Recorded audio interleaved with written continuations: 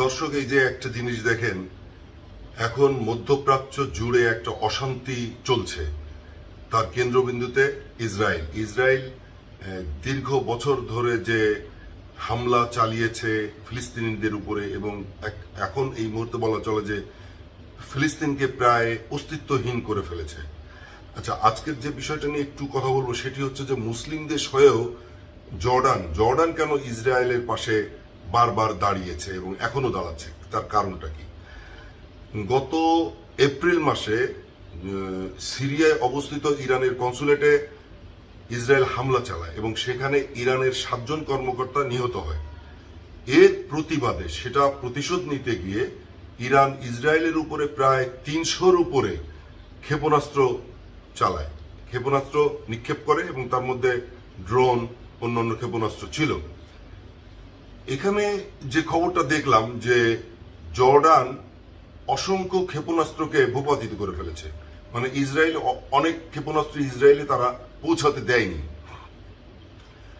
এর কারণ হিসেবে জর্ডান বলেছে যে আমাদের দেশের নিরাপত্তার স্বার্থে, আমাদের দেশের জনগণের স্বার্থে আমরা এটা করেছি। এখন এটার কিন্তু একটা কারণ আছে, সে কারণটা আমি পরে বলছি।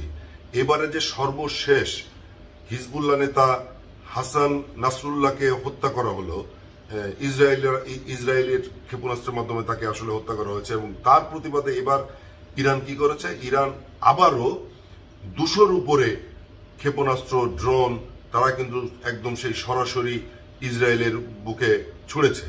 এবং এবারও দেখা গেছে যে খবরে যা দেখলাম যে জর্ডান অনেকগুলো ড্রোন, অন্যান্য ক্ষেপণাস্ত্র তারা কিন্তু এবারও ঠেকিয়ে দিয়েছে তাদের যে যুদ্ধ কৌশল হচ্ছে তাই দিয়ে।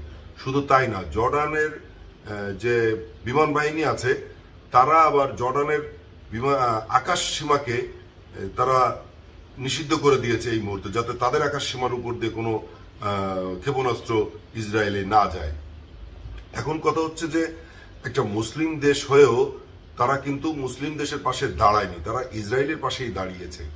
এর সবচেয়ে বড় কারণ আসলে এখানে আন্তর্জাতিক বিষয়। এখানে আসলে যেটা দেখা গেছে যে জর্ডানের সাথে ভালো বন্ধুত্ব যার, সে হচ্ছে আমেরিকা, আর আমেরিকার সাথে সবচেয়ে ভালো বন্ধুত্ব যার, সে হচ্ছে ইসরায়েল। এবং কিছুদিন আগেও, কয়েক মাস আগে জর্ডান এবং আমেরিকার যৌথ একটা সশস্ত্র বাহিনীদের একটা যৌথ মহড়াও হয়েছে, এবং জর্ডান আমেরিকার যে বন্ধু বা তারা যে একটা মিত্র, সেটা দীর্ঘদিন ধরেই কিন্তু দেখে আসছি। শুধুমাত্র এই কারণে, আমেরিকার বন্ধু হওয়ার কারণে তারা এই বারবার ইসরায়েলের পাশে দাঁড়াচ্ছে, এবং মধ্যপ্রাচ্যের অন্যান্য মুসলিম দেশগুলো কিন্তু খুব সমালোচনা করছে জর্ডানের। কিন্তু জর্ডান সেই একই উত্তর দিচ্ছে যে আমরা আমাদের ভূখণ্ড, বেসামরিক মানুষ, আমাদের সীমান্ত, এটা রক্ষা করার জন্য আমাদের এটা করতে হয়েছে। তারা ওই দোহাই দিচ্ছে, কিন্তু আসলে বিষয়টা একেবারে অন্য পর্যায়ে, আন্তর্জাতিক ব্যাপার। আমেরিকার সাথে যার বন্ধুত্ব, সে যে ধর্মেরই হোক না কেন, তারা আমেরিকার স্বার্থটাই বরাবরই দেখে।